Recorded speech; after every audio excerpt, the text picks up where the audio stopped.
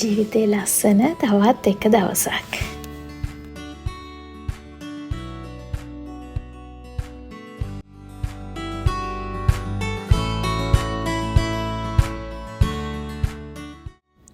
සමහර පාරවල් තියෙනවා ගමනාන්තයට යන්නම නෙමෙයි හිත නිවා ගන්නත් යන්න පුළුවන් පාරවල්. මේත් ඒ වගේ තැනක්.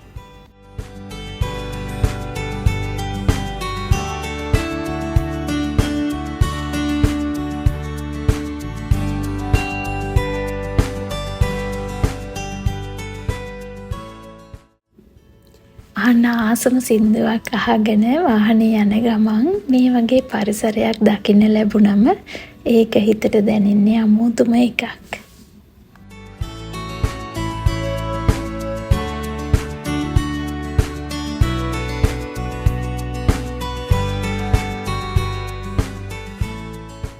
ඇත්තටම මං අද එළියට බැස්සේ වෙන වැඩකට.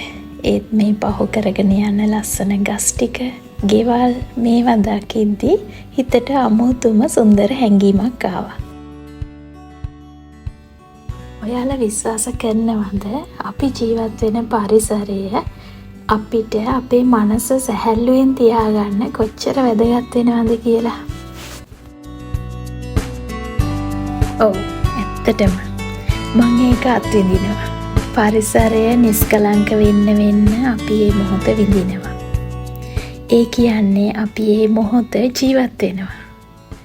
ජීවිතේ අපි ඉපදුණු පරිසරය, අපි හැදුණු වැඩුණු පරිසරය වගේම මේ මොහොතේ දැන් ගත කරන පරිසරය අපිට ලැබෙන්නේ ඇත්තටම ස්වභාව ධර්මයේ දායාදයක් විදියට.